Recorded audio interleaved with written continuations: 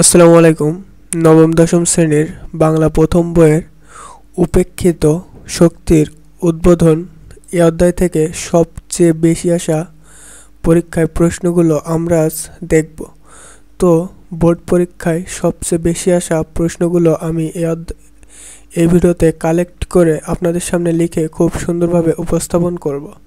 তো প্রথমে সবথেকে বেশি আসা প্রশ্নটি হলো, উপেক্ষিত শক্তির উদ্বোধন প্রবন্ধটি কোন ধরনের গ্রন্থের রচনা?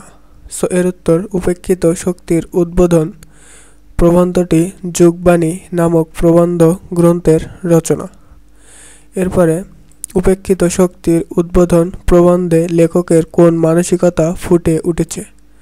তো উপেক্ষিত শক্তির উদ্বোধন প্রবন্ধে লেখকের সাম্যবাদী মানসিকতা ফুটে উঠেছে। কাদের নির্দেশিত পথে পরিশ্রম করতে পারলে সমাজ ও রাষ্ট্রীয় জীবনে সুখ ও সমৃদ্ধি বিরাজ করবে? মনীষীগণের নির্দেশিত পথে পরিভ্রমণ করতে পারলে সমাজ ও রাষ্ট্রীয় জীবনে সুখ ও সমৃদ্ধি বিরাজ করবে। দেশের দুর্দশা ও জাতির দুর্গতির কথা বুঝতে পারে কারা? দেশের দুর্দশা ও জাতির দুর্গতির কথা বুঝতে পারে ভদ্র সম্প্রদায়। উপেক্ষিত শক্তির উদ্বোধন করলে তারা দেশে কি আনবে?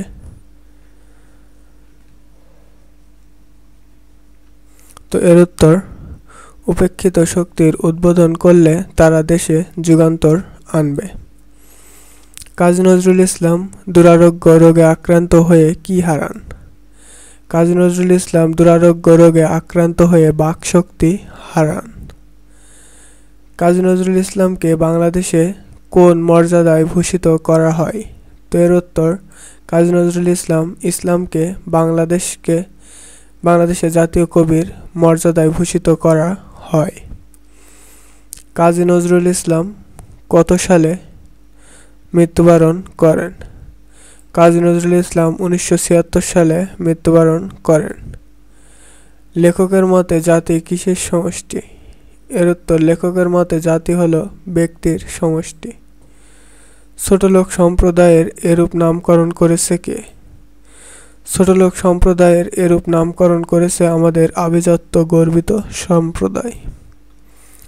লেখকের মতে কাদের অন্তর কাচের ন্যায় স্বচ্ছ? এর উত্তর, লেখকের মতে ছোটলোক সম্প্রদায়ের অন্তর কাচের ন্যায় স্বচ্ছ। মসীময় শব্দের অর্থ কি? মসীময় শব্দের অর্থ অন্ধকারাচ্ছন্ন।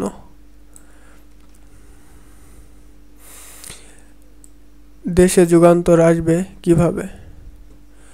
উপেক্ষিত শক্তির যথাযথ মূল্যায়ন করলে দেশে যুগান্তর আসবে। উপেক্ষিত শক্তি উন্নতির 10 আনা কাজের ধারক। তারা একত্রিত হয়ে অসাধ্যকে সাধন করতে পারে। ভদ্র সম্প্রদায় 100 বছর ধরে যা পারে না, উপেক্ষিত শক্তি একদিনে তা করতে পারে। এই উপেক্ষিত শক্তির যদি মূল্যায়ন করা হয় তাহলে তারাই অসাধ্যকে সাধন করবে, ফলে দেশে যুগান্তর আসবে। ভদ্র সম্প্রদায় একক চেষ্টায় দেশকে উন্নত করতে পারে না কেন? ভদ্র সম্প্রদায়ের কর্মক্ষেত্রে নেমে কাজ করার সামর্থ্য নেই বলে তারা একক চেষ্টায় দেশকে উন্নত করতে পারে না। ভদ্র সম্প্রদায় দেশের দুর্দশা ও জাতির দুর্গতি বোঝে। সো এই ছিল উপেক্ষিত শক্তির উদ্বোধন এই অধ্যায় থেকে সবচেয়ে মোস্ট ইম্পর্টেন্ট প্রশ্নগুলো। তো যদি ভিডিওটি ভালো লাগে এবং আপনাদের উপকারে আসে থাকে তাহলে অবশ্যই স্মার্ট ব্যানেল চ্যানেলটি সাবস্ক্রাইব করার অনুরোধ রইল। আসসালামু আলাইকুম। Thanks everyone.